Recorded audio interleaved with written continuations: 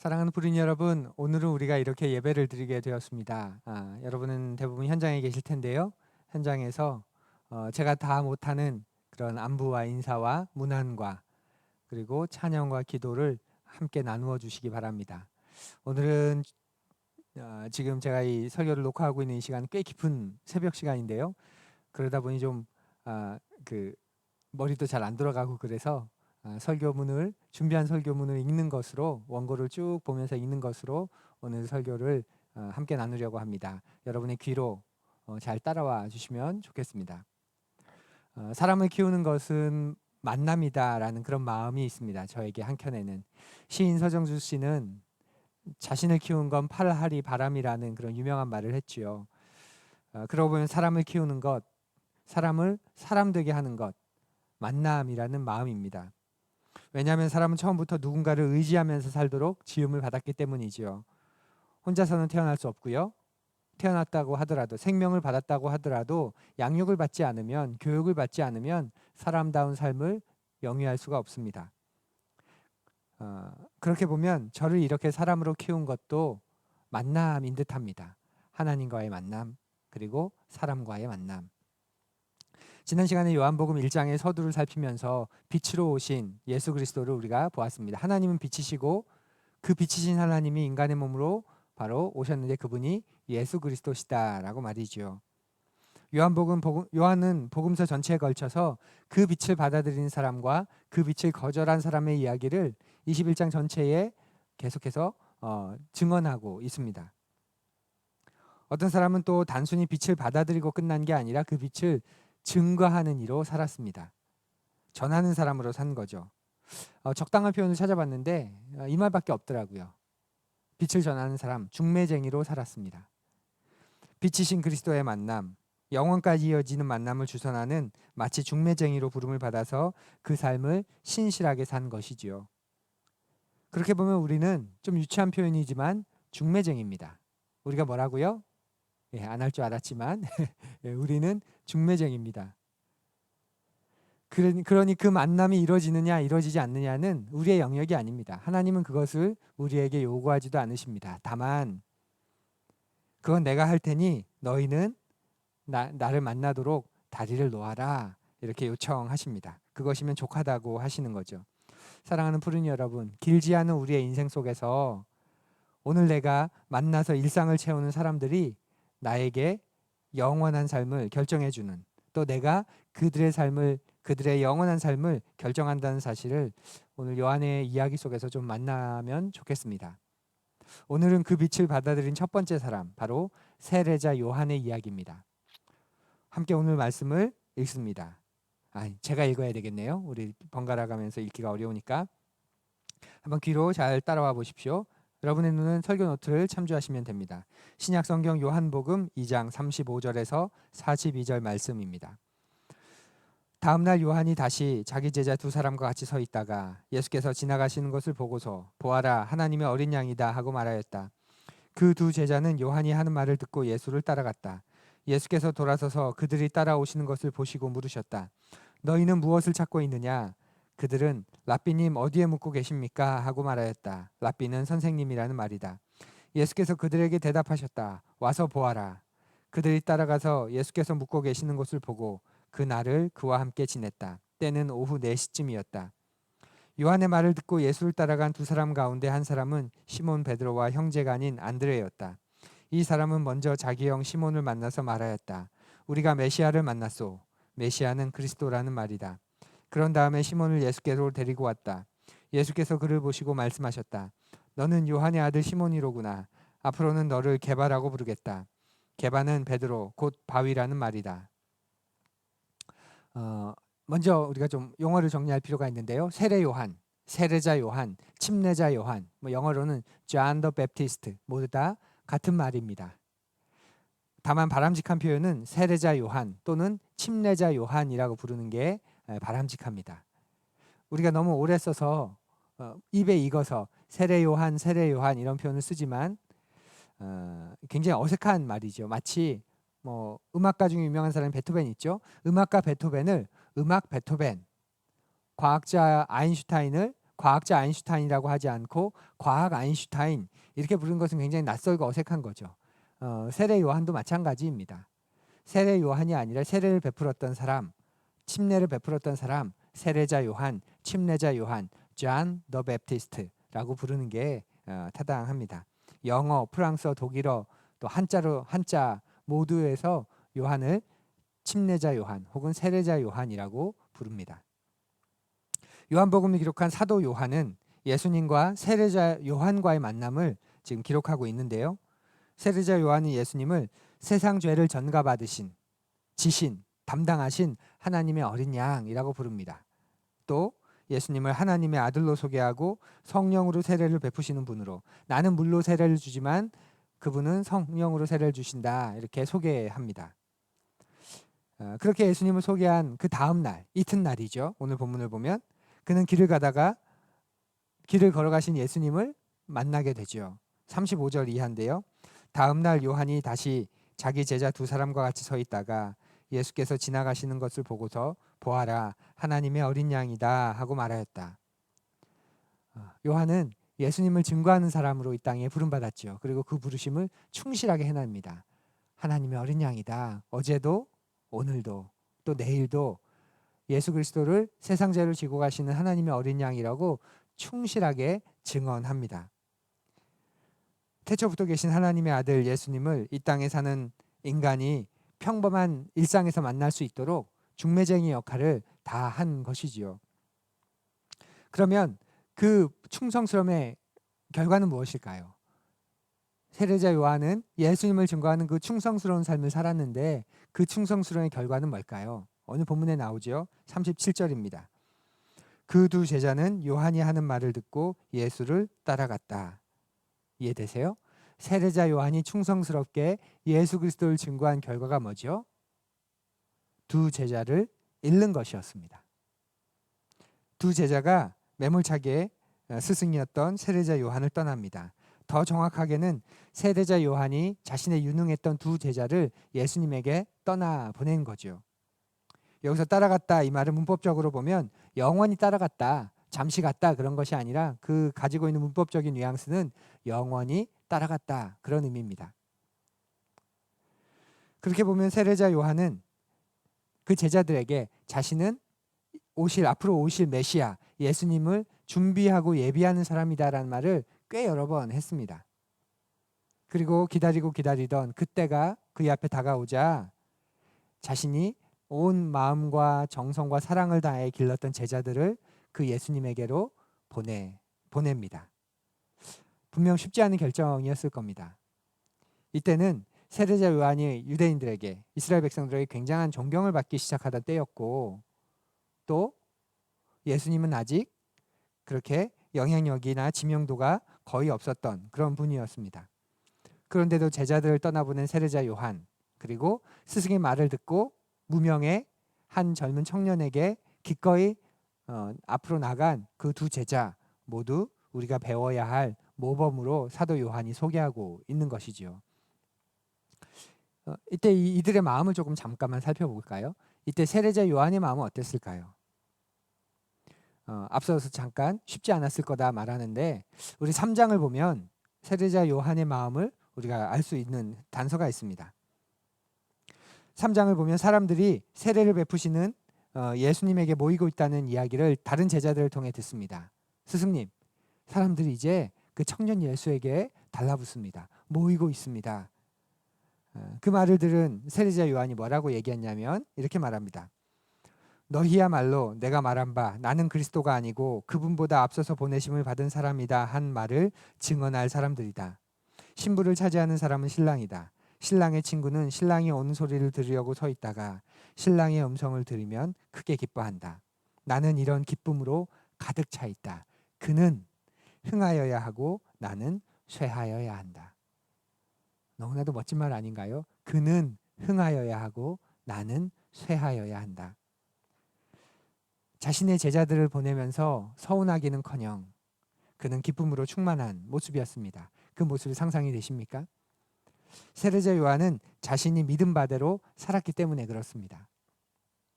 그의 삶은 예수님이 자신보다 더 위대하시다는 것을 입증하는 삶이었습니다. 우리가 예수님께 돌려드려야 될 영광을 내가 가지고 있다면 우리는 결코 예수님을 드러낼 수 없는 사람입니다. 왜냐하면 나의 증인, 동시에 우리는 예수님의 증인이 될 수 없기 때문입니다.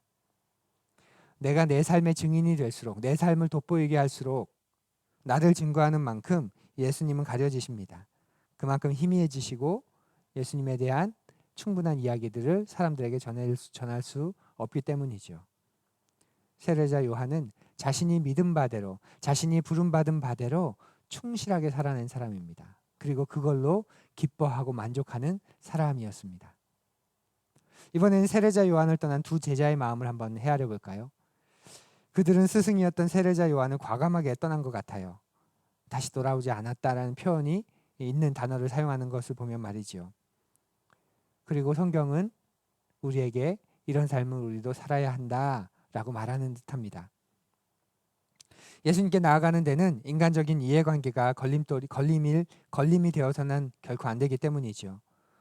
우리의 삶의 어떤 우선순위보다도 가장 먼저 앞서서 있어야 하는 것, 바로 예수님의 뒤를 따르는 일입니다.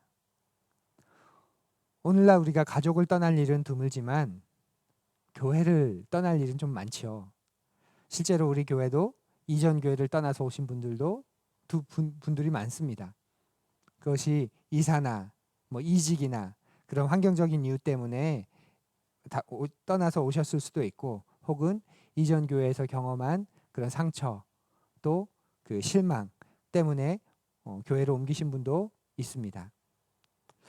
사랑하는 푸르니 여러분, 예수님을 진실하게 만나는 데 도움이 되지 않는 공동체라면 과감하게 떠나도 괜찮습니다. 그 공동체가 우리 교회라고 해도 말이지요.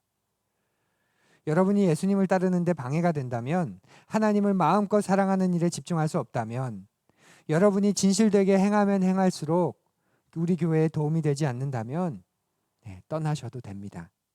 그게 맞습니다.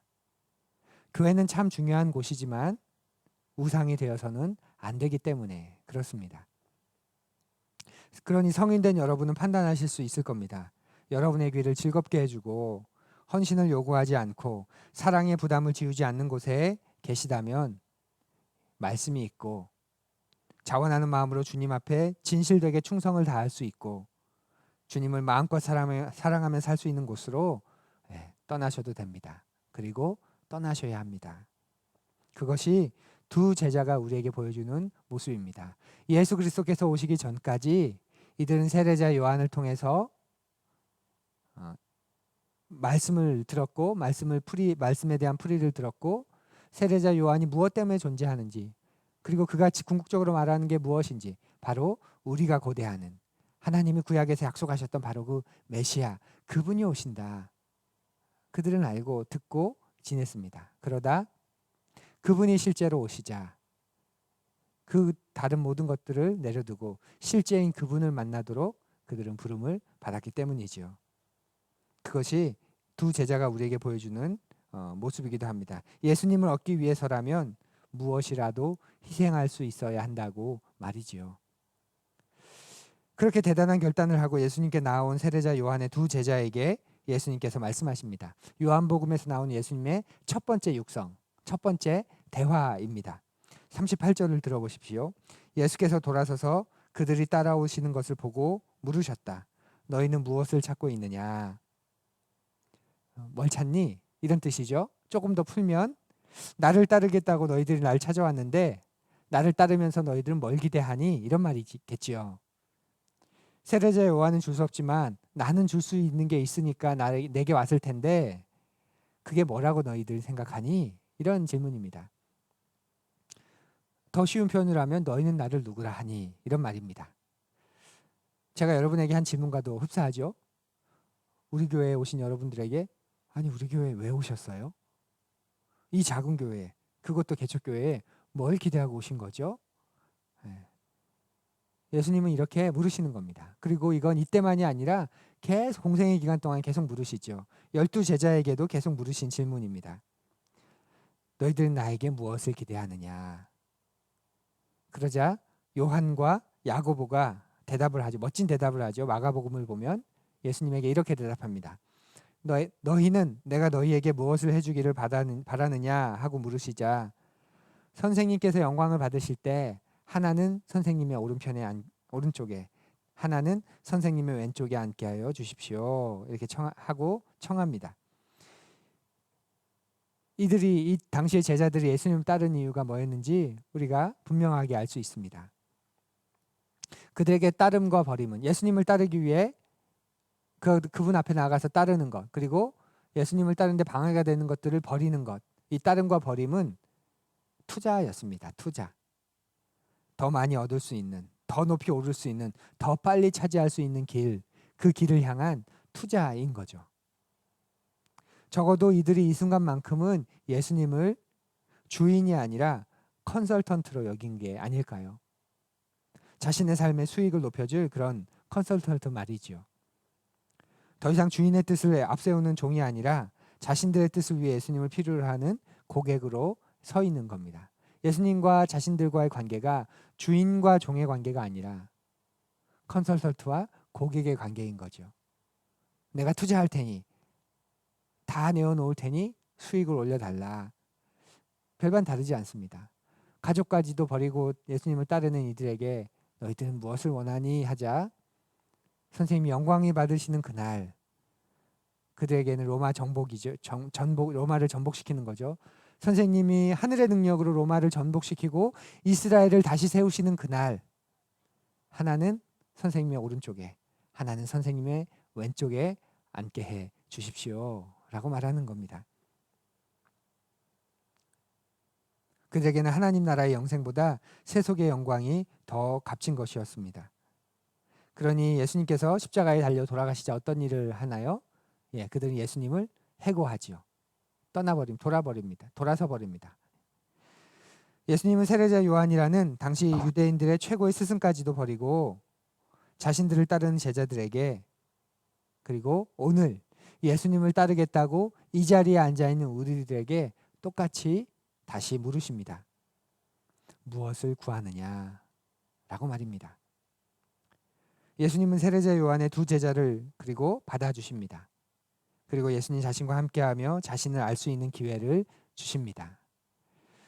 뭘 원하니? 하고 만족스러운 대답을 듣지 못했다고 내치신 게 아니라 그러면서 그 답을 그들이 진실되게 찾을 수 있도록 그들이 생각하는 것과 더 온전한 답을 그들이 얻을 수 있도록 그들을 곁에 두시고 그들과 함께 하십니다. 우리 예수님이 그런 분입니다. 오늘도 예수님이 우리에게 묻으십니다. 뭘 원하니? 근데 우리가 온전하지 않아서 온전한 대답을 할 수 없다 하더라도 예수님은 우리를 내치지 않으시고 곁으로 오라 하시며 그분과 함께 하게 하십니다. 사랑하는 푸른이 여러분, 아이가 태어나서 진정한 인격체로 자라는 데는 시간이 필요하죠. 마찬가지입니다. 영적으로도 성장해 가는 데는 시간과 과정이 필요합니다. 우리가 지금 당장 예수님을 위해 죽겠습니다. 예수님을 위해 내 모든 걸 내어놓겠습니다. 라고 대답하지 못한다 하더라도 괜찮습니다. 고상한 이유, 예수님을 따르는 것이 고상한 이유가 아니어도 괜찮습니다. 다만 말씀을 진지하게 듣고 어떤 질문이든 던지시면 좋겠습니다. 그 대답을 우리가 손쉽게 얻지 못할 수도 있고 대답을 듣고 불편할 수도 있지만 바로 그 지점이 믿음의 결단이 요청되는 자리라는 것은 여러분 기억하십시오. 다 이해돼서 믿을 수 있는 것이라면 그분은 하나님이 아닙니다. 내가 가지고 있는 질문들 다 대답을 얻지 못한다 하더라도 때로는 그 대답이 불편해 보이더라도 우리는 다 그분께 해야 합니다. 그리고 할 수 있어야 합니다. 그리고 그 지점이 믿음의 결단이 요구되는 지점입니다. 어떤 때는 금방 납득이 되는 것일 수도 있고 어떤 것은 아주 오랜 시간이 걸려야 믿음의 감이 오는 것일 수도 있습니다. 근데 그 시간들을 통해 우리가 어떻게 변하는지 아세요? 머리에서 가슴으로 그 믿음이 머리에 있던 믿음이 가슴으로 오게 되고 그 가슴에 있던 믿음이 손과 발로 옮겨지게 됩니다. 그것이 예수님 안에 거하면서 우리가 그분의 제자가 되어가는 것입니다. 그분의 제자가 되기 위해 우리가 살아내는 것 머리에서 가슴으로 가슴에서 손 발로 우리는 그렇게 제자가 되는 겁니다. 그저 한두 마디의 신앙 고백으로 남들보다 더 많이 아는 성경 지식으로 그분의 제자가 되는 게 아닙니다. 예수님이 곁에 두신 이유가 그것이죠. 그분처럼 하나님을 아는 그 머리의 지식이 가슴에도 가득 차 있고 가슴에 가득 차 있는 하나님 사랑과 사람 사랑이 손과 발로 결국 자기의 목숨까지 내어놓으시며 사람을 사랑하시는 그 모습으로 우리를 부르시기 위함입니다. 제자가 되겠다고 그분 앞에 선 우리에게 중요한 것이 그래서 무엇일까요? 바로 주님 안에 거하는 것입니다. 주님 안에 거하는 것. 제자 요한, 사도 요한은 이 거한다는 말을 굉장히 좋아한 듯합니다. 요한복음 15장에 보면 우리 포도나무 비유가 있는 유명한 장이죠. 요한복음 15장에 보면 4절에서 10절까지 그곳에 거한다는 말이 10번이나 나옵니다. 10번이나. 그만큼 거한다는 말을 요한은 굉장히 중요하게 여겼습니다. 우리가 그리스도 안에 거한다. 그리스도께서 우리 안에 거한다. 사귐을 말하는 거죠. 사귐을. 한번 들어보시겠어요? 내 안에 거하라. 나도 너희 안에 거하리라. 가지가 포도나무에 붙어있지 아니하면 스스로 열매를 맺을 수 없음 같이 너희도 내 안에 있지 아니하면, 여기서 있지가 거하지 같은 단어입니다. 거하지 아니하면 그러하리라. 나는 포도나무에 너희는 가지라. 그가 내 안에 내가 그 안에 거하면 사람이 열매를 많이 맺나니 나를 떠나서는 너희가 아무것도 할 수 없음이라. 사람이 내 안에 거하지 아니하면 가지처럼 밖에 버려져 마르나니 사람들이 그것을 모아다가 불에 던져 사르느니라. 너희가 내 안에 거하고 내 말이 너희 안에 거하면 무엇이든지 원하는 대로 구하라. 그리하면 이루리라. 나의 사랑 안에 거하라. 내가 아버지의 계명을 지켜 그의 사랑 안에 거하는 것 같이 너희도 내 계명을 지키면 내 사랑 안에 거하리라. 이쯤 되면 예수님의 말씀 자체가 예수님이 굉장히 의도적으로 거하라 거하라 라고 말씀하셨겠다라는 의미, 우리가 이해를 하게 되죠. 그리고 사도 요한도 의도적으로 예수님의 그 말씀을, 발언을 여기에 주목해서 이렇게 기록하고 있습니다. 예수님은 자기에게 나온 두 제자에게 그 곁을 허락하십니다. 39절 보십시오. 예수께서 이르시되 와서 보라. 그러므로 그들이 가서 계신 데를 보고 그날 함께 거하니 때가 10시쯤 되었더라. 개역 개정의 말씀인데요. 이 두 사람 중에 두 사람의 이름이 이제 그 두 사람 중에 한 사람의 이름이 40절에 나옵니다. 바로 시몬 베드로의 형제 안드레. 두 사람인데 한 사람의 이름은 시몬 베드로의 형제 안드레입니다. 또 한 사람은 누굴까요? 전통적으로 요한복음을 쓴 사도 요한이라고 봅니다. 왜냐하면 사도 요한은 자기를 종종 감춥니다. 그런데 그 기록을 보면 굉장히 구체적이어서 사도 요한이 그 자리에 있었겠구나, 우리가 그렇게 이해할 만한 점들이 많습니다. 오늘 본문도 마찬가지입니다. 요한복음을 사도 요한이 한 90세 정도까지 살았다고 보통 보는데요. 그래서 예수님을 만난 그때가 20세라고 보면 지금 거의 말년에 약 70년 전, 60년이나 70년이 지난 그 시점에 지금 요한복음을 쓰고 있다고 본다면 요한에게는 60년, 70년 전의 그 사건이 굉장히 강렬하게 가슴에 남아있는 것이지요. 시간까지 정확하게 기억할 만큼. 오늘날로 치면 오후 4시입니다. 오후 그때가 우리가 세례자 요한이 우리를 예수 그리스도에게로 보냈고 우리가 그분 앞에 가서 그분 앞에 섰는데 그분이 너희들 나에게 뭘 구하니? 이렇게 물으시면서 나와 함께 거하라 라고 나를 받아주셨어. 그때가 오후 4시였어. 이렇게 그 평생에 아주 강렬한 기억으로 예수님과 함께하는, 그 예수님 안에 거하는 그 첫 시간을 기억하고 있는 것이죠. 그리고 그 첫 만남을 깊은 관계로 발전시켜 나갑니다. 우리 역시 예수님과 첫 만남을, 첫 관계를 가진 사람들입니다. 그렇다면 우리는 어떤 식으로 예수님과의 그 경험, 예수님과 함께 거하는 제자들이 경험했던 것처럼 우리는 어떻게 예수님 안에 거하는, 예수님이 우리 안에 거하는 경험을 할 수 있을까요? 눈에 보이지 않는 예수님을 섬기는 우리는 무엇을 통해 인간으로 오신 예수님을 경험할 수 있을까요? 부활 승천 후에, 예수 그리스도의 부활 승천 후에 교회에게 전하는 사도 요한의 또 다른 글을 한번 들어보십시오. 요한 1서 말씀인데요. 우리가 보고 들은 바를 여러분에게도 선포합니다. 우리는 여러분도 우리와 서로 사귐을 가지기를 바라는 것입니다. 우리의 사귐은 아버지와 또 그의 아들 예수 그리스도와 함께하는 사귐입니다. 요한은 그가 예수님 안에 거하면서 그분을 알고 경험하고 만끽한 시간을 사귐으로 표현합니다. 그리고 그 사귐이 이제 어떻게 재현된다고요? 우리의 사귐을 통해 재현된다 말합니다.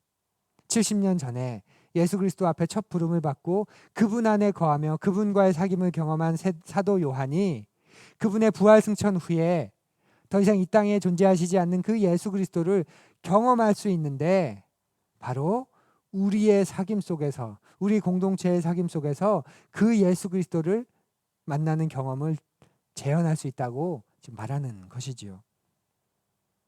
예수님 안에 있던 생명이 공동체의 사귐 안에서 경험된다는 뜻입니다. 왜냐하면 그 사귐은 진리를 행하는 것에서 기초하기 때문이죠. 다른 말로 이야기하면 사랑하라는 계명을 지키는 것. 내가 너희를 사랑한 것 같이 너희도 서로 사랑하라. 그러면 모든 사람이 너희가 내 제자인 줄 알리라. 예수님의 그 말씀, 그 사랑하라는 계명을 지킴으로 공동체에 우리가 참여하게 될 때 참된 사귐이 일어납니다. 그것이 구원받고 용서받은 하나님 나라 백성의 존재 방식인 것이죠. 제자가 되는 건 단순한 입술의 고백만으로 되는 게 아닙니다. 우리는 공동체를 통해 예수님 안에 거해야 합니다. 일주일에 한 번 우리가 이렇게 같은 공간을 잠깐 점유하는 데서 그치는 사이 말고 서로의 삶과 인격 속에서 사랑으로 거하는 관계를 맺어 나가야 하는 것이지요.